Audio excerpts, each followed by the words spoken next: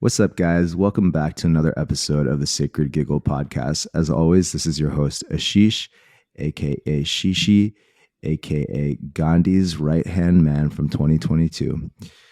My guest on the show today is Sasha Marie Allan. I met Sasha here in Tulum a few weeks ago, and she is the definition of a practicing woman.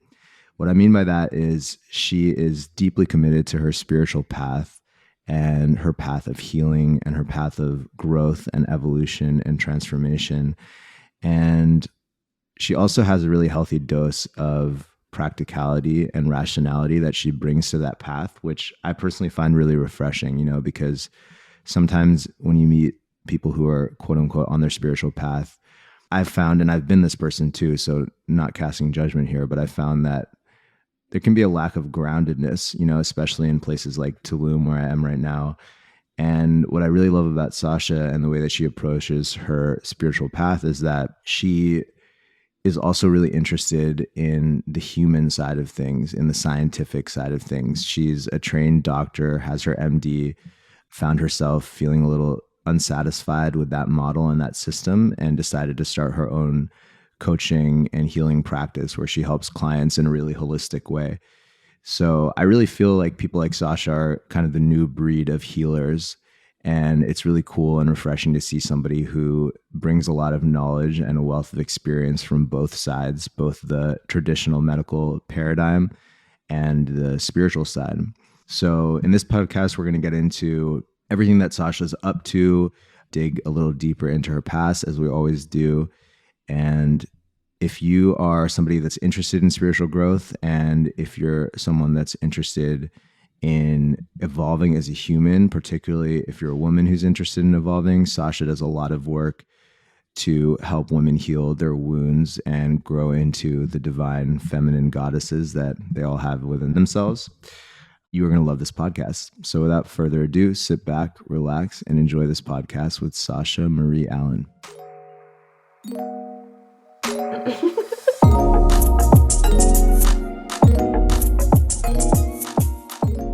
Sasha, how are you? I'm amazing, and you? Doing great. Yeah, we're here in Tulum. We met here a couple weeks ago at a 5 rhythms class at Holistica, and it was just a really beautiful connection. I feel like we had a lot in common, and we're in very similar places in our lives. And maybe that's a good jumping off point to get into your story and learn a little bit more about what brought you to Tulum, first and foremost, and how it feels to be here in the context of your personal path right now. First of all, thank you for having me. It's such an honor to be on your podcast and sharing your energy and learning and growing also just by being with you. Yeah, you are my male, masculine version of me, and it's been a very interesting mirroring dynamic. Yeah, Tulum has been amazing.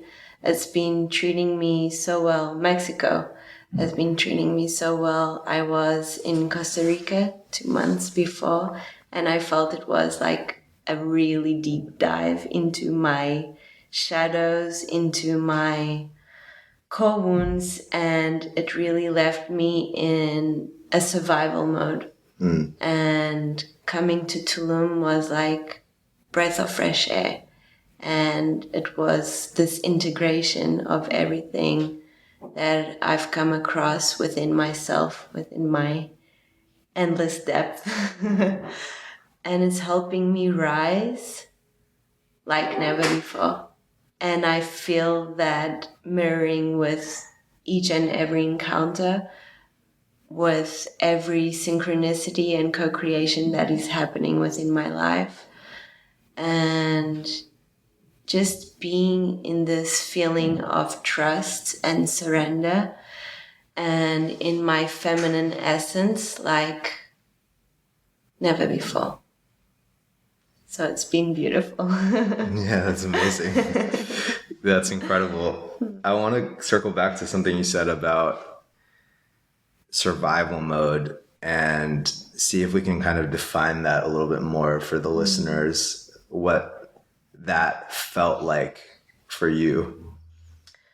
So basically, when we're in survival mode, we have our activated sympathetic nervous system. And that can be like us being in a fight or flight mode, in feeling all nervous within our bodies, anxiety, digestive issues, not being able to sleep well.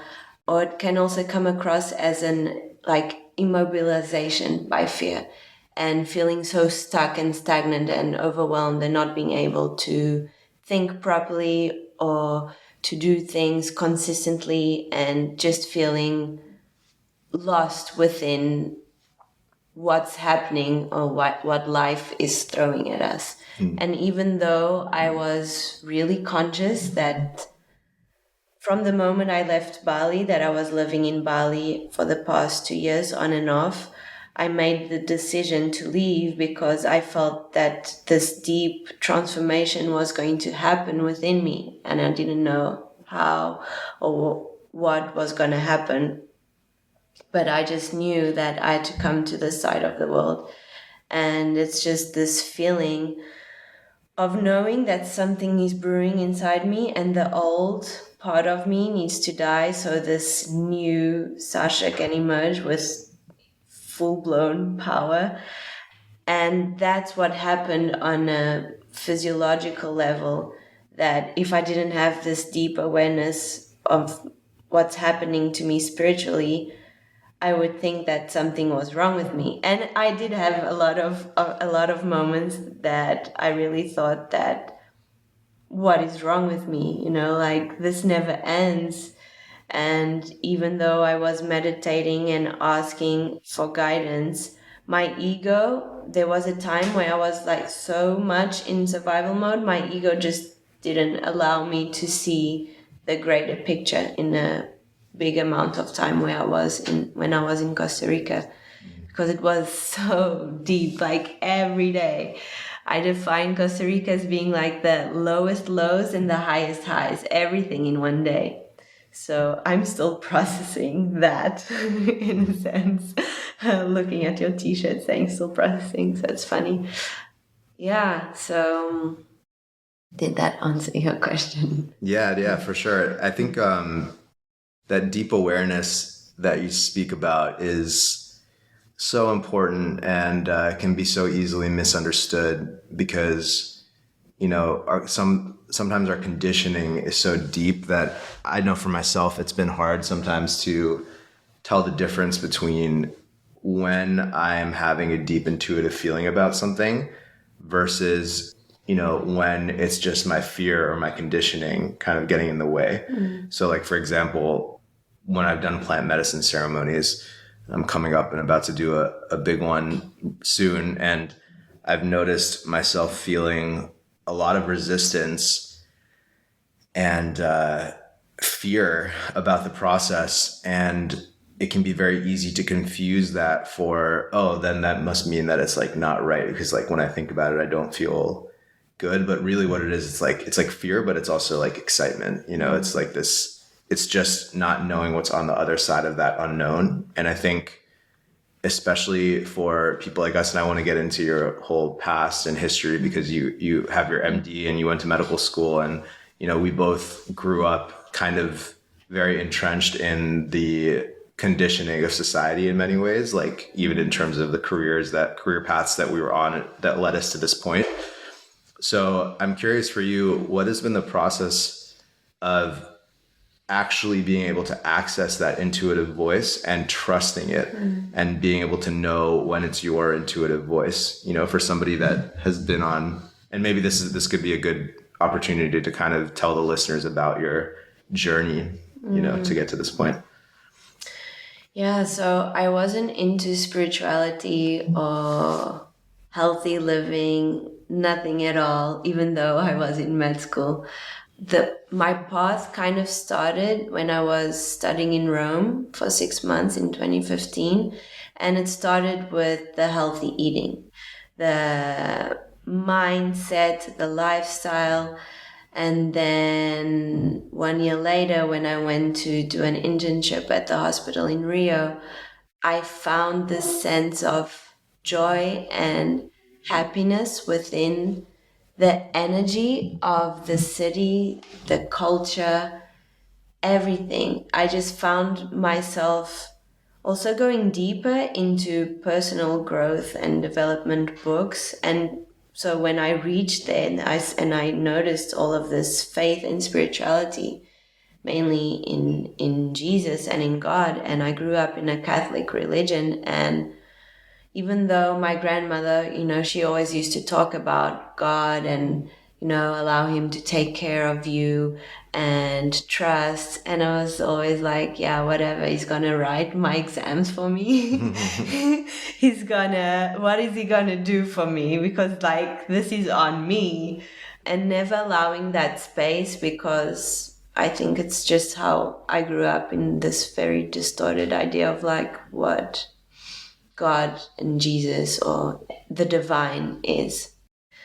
So from being in Rio and just noticing that energy, this embodied energy of trust and faith of the people, I started self-inquiring. And at the time I was reading this book, Big Magic, by Elizabeth Gilbert, and it's all about creativity and ideas and how the synchronicities happen. And I just felt like this connection with it's almost like I started seeing the world in a different way. And I really started looking at my future, which would be studying for a specialty exam, going back to Lisbon in Portugal, and then spending another 5 years doing a specialty.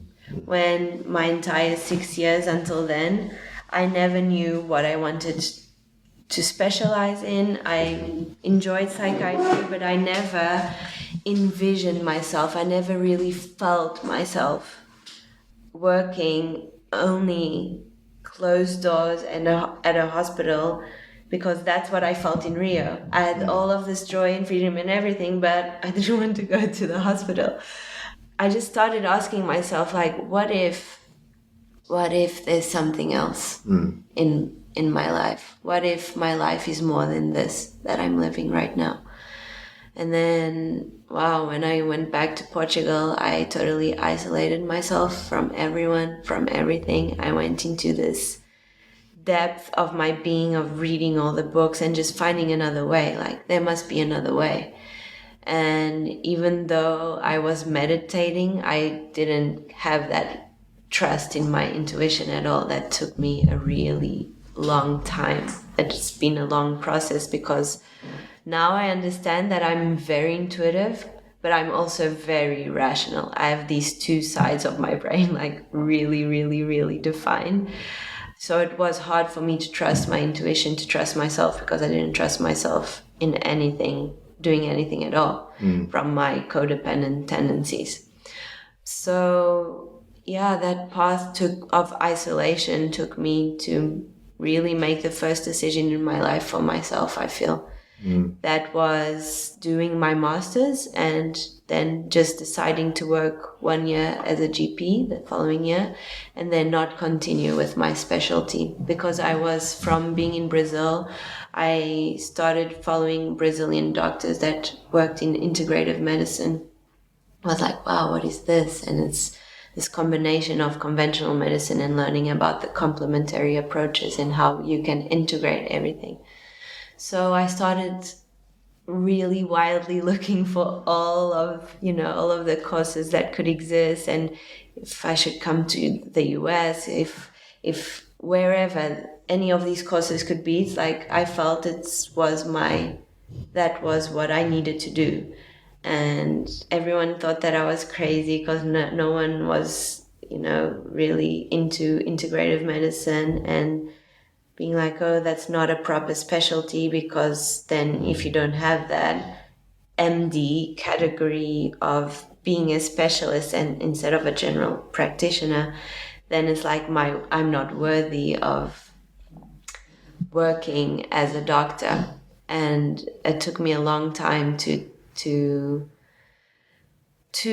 really understand who I am right now and what my purpose is, and taking away from that label, that labeling, and putting my worth in a label, which I still have, and I worked for it, but not in a sense of what society portrays as, oh, she's like the specialist in this, in what the medical health kind of labeled as what the specialties could be. Because I always thought myself as liking and loving everything and integrating everything, and even family medicine wasn't enough for me because I felt like it was very constricting for me. So from there I really started deepening my knowledge into astrology, meditation. Then I went to India that year, and it really opened more doors inside myself. And then I went to do a retreat in Bali. And then eventually, in this whole process of me graduating, before that, I found this course in the UK, post-graduation course in integrative medicine. So I did that for 1 year in 2018 while I was working at the hospital, and just, doing my thing at the hospital, and then coming back, and then learning about energy therapies, and doing courses in theta healing, in psychology, transpersonal development at the university there. And then I started funding for the Africa Yoga Project to do this volunteering in Kenya. And there I did a certification in the 12-step yoga recovery program, and learning about how addictions have an impact addictions is a generational trauma, and how that impacts our tissues, and how trauma lives in our tissues, in our bodies, and how yoga can help with that. So that was like this deepening of like, wow, everything is really connected, and I just want to learn more about the mind-body medicine and spirituality, which we touched a bit of depth in the integrative medicine course, but not in the depth that I wanted to. And it's just me learning and allowing that I can learn and pick from every different course, and not having to be within a structure, because the more I learn and the more I go to places and learn by myself, the more I understand the value of that, and not having to be within a structure that society portrays. So yeah, in Africa I also got a lot of the sense of community of Ubuntu, which is the name of my company, Ubuntu Essence, which means I am because you are. It's the essence of being human, and just feeling this deep sense of belonging, and how that is so important and healing, and how we don't have that in our society, and it's all about separation, and that's the root cause of all of our diseases, right? It's our sense of separation, and not unity and oneness within ourselves and with others and the nature and everything that surrounds us. So after that, I did a life coaching, NLP, and timeline therapy course in Cape Town, because my family, most of my family still lives in Cape Town. So I was there for a while. And then I just knew I had to go back to Bali and live there. And I had envisioned this whole life for myself, and really then commit to start my business. And the first 6 months I also isolated myself completely, because I felt like I needed to heal myself and to just have all of the space to start my business, which was so scary, because it was this whole process of like learning and trusting my intuition, trusting myself, and knowing that I am worthy of creating, and that it's more than me. It's something that's larger than me. It's not about me. It's about me being a vessel, and trusting that. And it's a process up till now of really surrendering my life to the divine, knowing that it's nothing that I want to do is my desire. If it's aligned with my heart, it's the divine's desire, and it's my soul's path and my soul's contract to do what I'm supposed to do. Yeah, so I want to touch more about your company, Ubuntu Essence, and like what the sort of, I mean, you touched on it a little bit, but what the kind of mission statement is for the company. And obviously that's not necessarily a static thing. Like it can grow and evolve as you do as the leader of the company. But yeah, talk a little bit more about the sense of belonging and sort of how, because you described like you've done so many different things and you've had so many different modalities and trainings and courses, and how did that specifically stick out to you? You know, like what caused you to go into that, and what is the kind of the goal of the company? So the question is, what caused me to go specifically into creating my company? Yeah, so like for example, you know, you mentioned that you did NLP training and you were a doctor and you did integrative medicine in Brazil. What about the Ubuntu culture specifically drew you to basing your company off of that, at least in terms of the name? And what is the goal of the company moving forward? Yeah, so I feel like it's something that it's still obviously under construction, and it's this whole process, but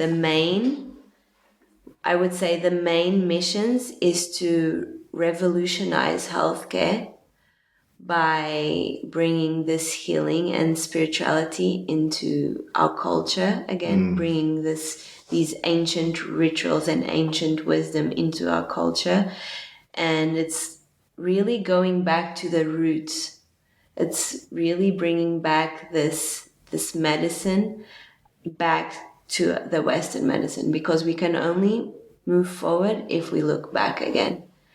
And it's what I mean by Ubuntu and the sense of belonging is that unity within our own healing, within ourselves and within the community that we find around us. That is what brings us a sense of emotional and mental and spiritual health. You know, having this support system and not so individualistic like we live. And it's important to have alone time and knowing how to be alone, and also have the sense that you can rely on a community. And the reason why this is so important for me is because I know for myself, it was really easy for me after making this decision for myself. I distanced myself from many people that I love at the time, because they didn't really grasp what I was going through. And I don't regret it. I feel it was necessary, but it also took me to the other end of the spectrum. So I went from being super codependent and not knowing how to do anything by myself, and then going to being super independent, toxic independent. Like I can do everything by myself. I don't need help. I don't need support. I am so detached from everything and everyone. And that really hit me hard in the beginning of 2020 before COVID, when I was in Singapore and I fell in the shower and I fractured my elbow. And for the first time I was like, damn, I need help. You know, I'm alone. I'm like across the world from my family, because I was living in Bali, and I felt amazing. I was just doing my thing and creating my thing until, I really realized, wow, you can't do everything alone, and you need to be open to ask for help and receive help and support in a healthy way. And you can have that without being codependent. Yeah, I think that's a really good point that you're making, especially because I feel like our society is so individualistic, and especially now with social media and Instagram. I mean, you and I both obviously, like, we're super into all this stuff, and we follow a lot of pages on healing and self-development and spirituality. And there is such an emphasis on like, and it's not wrong, like it's coming from a good place, I think, most of the time, but you know, loving yourself and like looking out for yourself, putting yourself first, because I think we are both at a personal level and at a cultural level, like coming out of this period of not being able to express boundaries clearly, especially I think like for women, like for most of human history, like this sort of like unhealthy sense of independence, or lack of independence.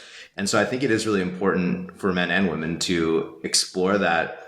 But at the same time, you know, it's important to do that while not forgetting that we're fundamentally social creatures, like beings, even if you don't believe in the connectivity of it in a spiritual sense, like just at a biological level, like we need human contact and we need nurturing, and like we need our mother, you know, like things like that. And there's a great book called The Blue Zones. I don't know if you've read it, but it's by this guy, Dan Buettner. And basically in the book, I've referenced this on the podcast before, but in the book, he talks about how there's 5 areas of the world with the longest living people, like highest percentage of centenarians, people that live to 100 or longer. And it's like Icaria, Greece, Sardinia, Italy, Okinawa, Japan, Loma Linda, California, and then so one place in Costa Rica as well. Yeah, and they like the whole book is just trying to figure out what is the secret, like what are the common threads here. And the conclusion of the book is basically, I mean, there are some dietary things that are like pretty consistent throughout, like they all kind of keep meat to a minimum, and like there's certain things like that, but the biggest thing is just the strength of social connections that they all have in those different areas. You know, it's like, especially in terms of mealtime, like they all eat together, and you know, they're present with each other. And I think that's something that individualistic societies, especially I think culturally Western societies, kind of miss a little bit. Like I know that in the East, and now it's changing because everything's so globalized, so you can kind of find everything everywhere, but at least traditionally, like in Indian cultures and Oriental, like Chinese cultures, it's just so communal. And the concept of it, like a separate identity, even here in Latin America and in the South America and these tribal cultures, the Mayan cultures and the Amazonian cultures, they're just very, there isn't this emphasis on the ego. And I think that's paradoxical because, you know, the thing that we're searching for is this sense of belonging. And oftentimes if you grew up or you're coming from a cultural lineage of constantly abandoning yourself, then it is an important step to first understand your own sovereignty and like go do the thing where you're like isolate yourself and you're all alone. And I still feel like I'm kind of in that process a lot of the time. Like I really love and need my alone time, and it gives me a lot of energy. But I think there can be a fine line where that tips over into like hiding, and then you're actually hiding from the thing that you're yearning for the most, which is connection. So yeah, I think that's a good point that you made. So another thing that I'm curious about, Sasha, is I want to get into more about your work with women specifically. And maybe this is also related to the work that obviously you're doing with your company.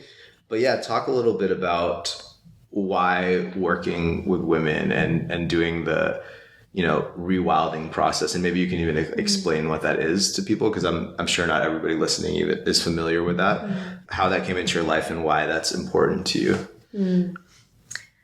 Okay. So yeah, currently I work also with men in a different kind of way, because there's 2 parts of my work right now that I do one-on-one and in groups and in retreats.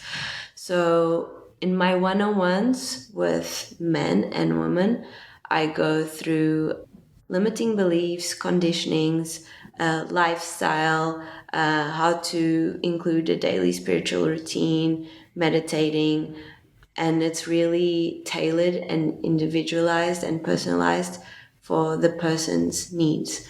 So that's one part.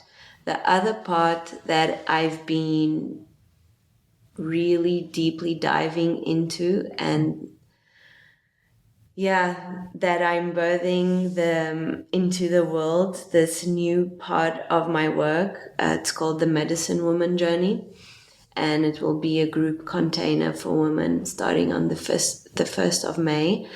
And it's about holistic somatic healing and integrative pelvic health. And the reason why I'm so passionate about this and working with women is obviously from my own wounding and my own past, in terms of really deeply connecting with my feminine essence, my womb wisdom, my sensuality, and my sexuality.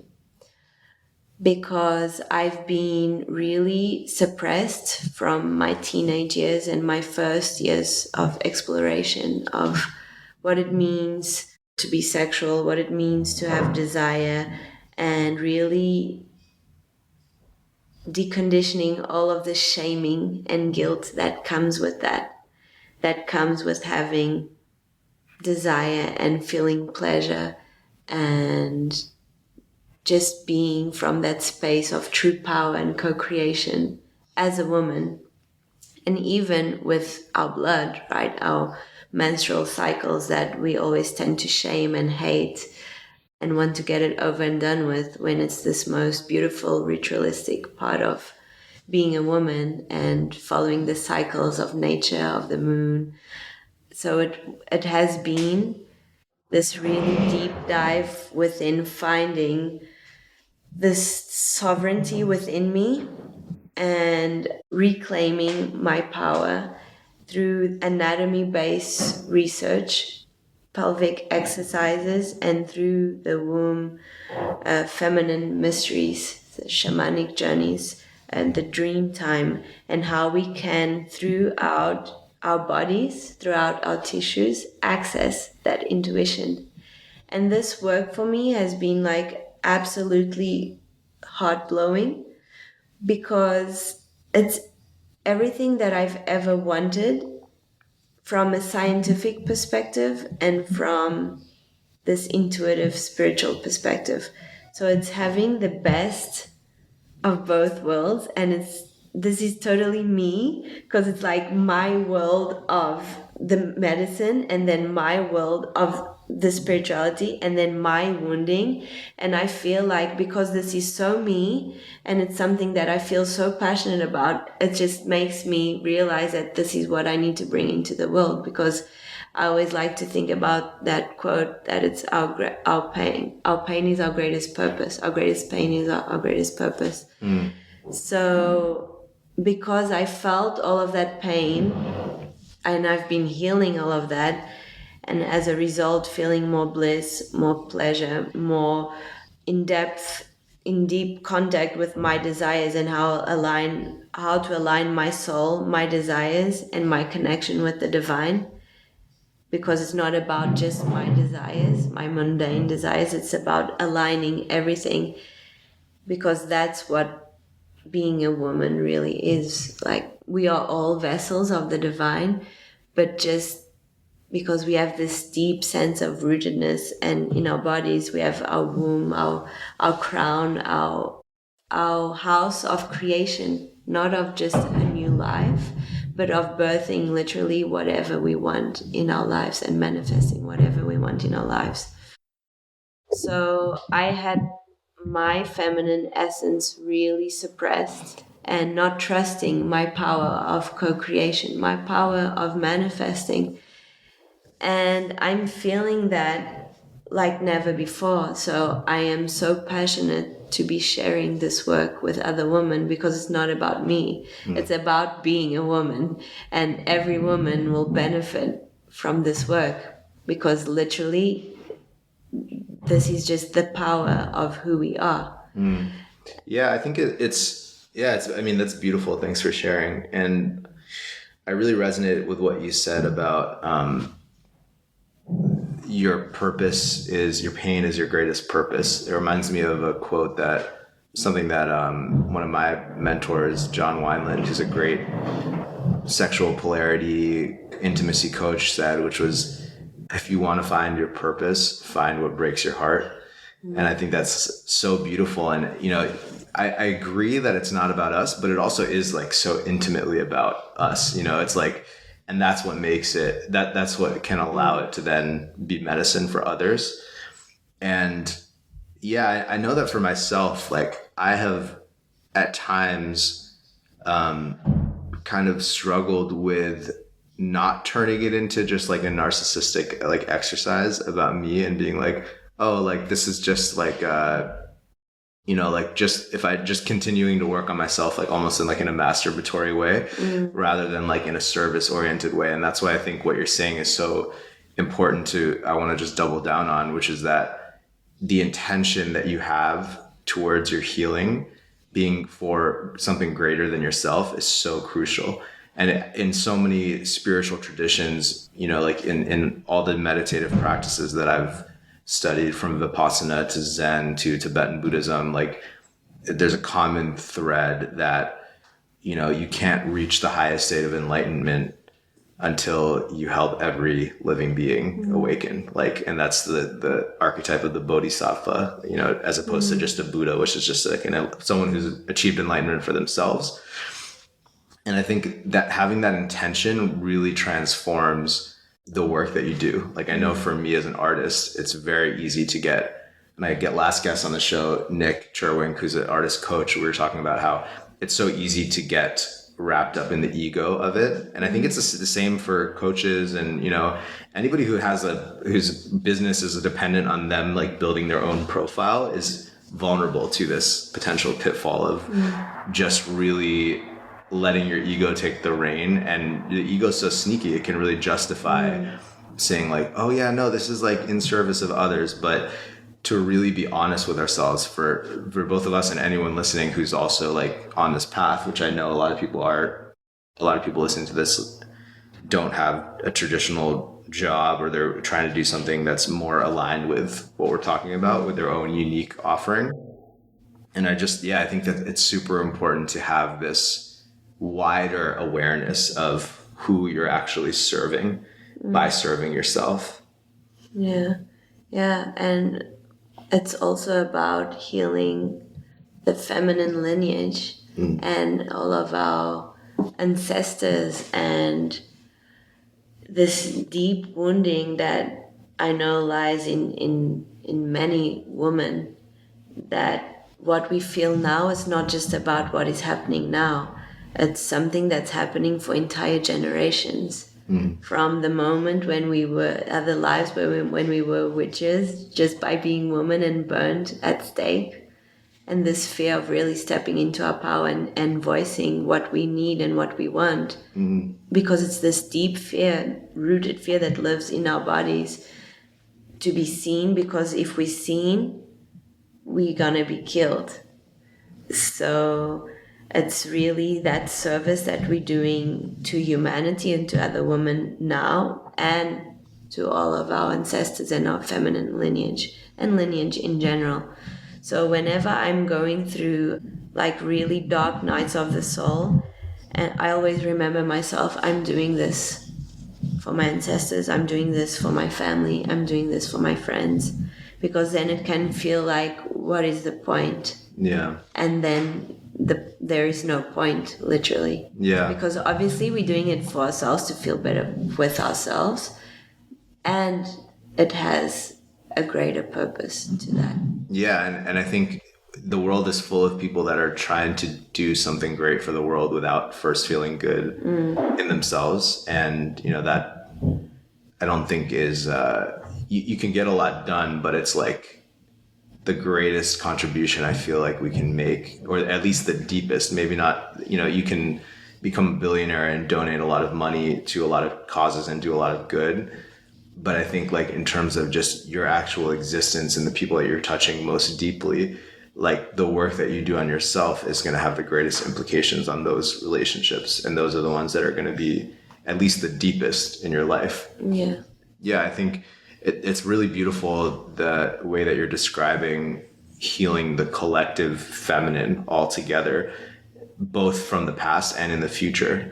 There's on one of the last Aubrey Marcus podcasts, Dr. Zach Bush was describing I forget where he was citing this from, but this idea that humanity is like a bird and there's a feminine wing and a masculine wing. And for basically the last 200,000 years or however long that we've been here in a civilized society, the masculine wing has been flying the bird and the feminine wing has been clipped to the bird. And the masculine, because there's just one wing, the bird is just flying in circles because it can't actually make any progress because there's just one wing. And how, I think this whole rising of consciousness and this, it's not even about, like, of course, women stepping into their power is an enormous part of it. But I think that's indicative of a greater growth of just the feminine archetype in general, just the value that we're placing on qualities like sensitivity and vulnerability, and like the fact that going to therapy is like not taboo the way that it was like years ago.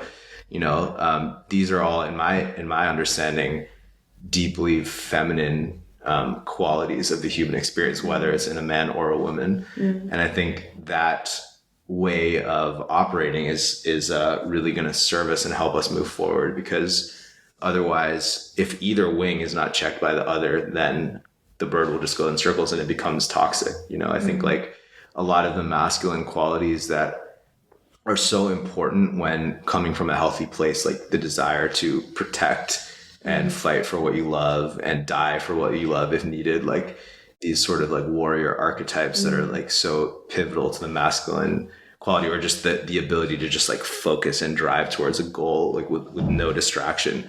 Like these are the same things that, when not checked by the feminine archetype of sensitivity and emotional awareness and an understanding of the nurturing quality of the human existence, cause us to go to war and just continue to kill each other. Like that, to me, that's like the toxic side of the masculine. And I think that's a result of our society not cherishing the feminine. And yeah, I think the work that you're doing is amazing, because ultimately I've always thought about in my mind, and I've talked to a lot of people about this, like, is it more important to change systems, or is it more important to change individual humans? And I think the conclusion that I've reached is that you need both, but the systems are just made of humans.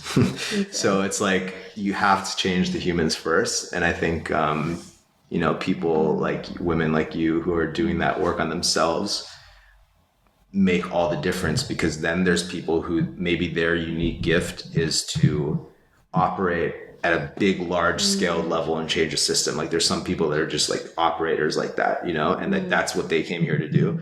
But we need each other, we need each other. So yeah, I agree. That's why a few years ago when I was starting, I would say, the future is female, and being, throughout this like toxic feminist perspective. And actually the future is divine union. It's divine union within ourselves, within our own feminine and masculine. So we can only be sovereign beings when we have this fully empowered feminine and masculine within ourselves. And as a result, that will create healthier relationships and more high vibing relationships, and just everything around us will start changing, because we value the importance of both. It's not just one or another. It's about holding the space for both within ourselves and within partnership and within the community. yeah, beautifully said. So, a final question that I ask all my guests on the show, and you don't need to overthink it, just whatever comes to your mind first. Sasha, what makes you feel the most free? Literally being able to travel the world and live from wherever I want, and just being able to make those decisions for myself without depending on an external confirmation, and knowing that I'm from the world, and wherever I want to be or whatever I want to do, or let me say the divine tells me to do, because I am guided by that. I don't make decisions for myself alone anymore. And if I do, they go wrong because it's not divinely guided. So that the freedom, I guess, comes from having full trust and surrender in my relationship with the divine and everything that comes from that. I feel that's what brings me the most freedom. And that's still something that it's like a constant daily commitment, nurturing relationship with the divine. Yeah. Amazing. So for those of us who have been listening and would like to learn from you about how to strengthen our own relationship to the divine, where can people find you? Where can they find out more about you and your work? So on Instagram at Sasha Marie Allan, or also at Ubuntu Essence. There I post my retreats and the group workshops that I do, and also the storytelling medicine and the podcast that is coming soon. And yeah, it would be an honor to guide any one of you on your healing journeys. And yeah, thank you. Thank you so much. Thank you. Thank you guys so much for tuning in to this episode of the Sacred Giggle podcast with Sasha Marie Allan. I hope you all enjoyed it. If you'd like to learn more about her, all of her links and information are in the show notes. And as always, if you enjoyed the show, if you've been following along, it would mean the world if you could follow or subscribe on whatever platform that you're listening to this. And if you really enjoyed the show, it would mean even more the world if you could leave us a review, a 5-star rating. That really helps the podcast be seen and become visible to more people that it can serve and be of benefit to. And if you do, please send me a DM at ShiShi Music on Instagram so we can be friends. Thanks, guys, and see you next week. Peace.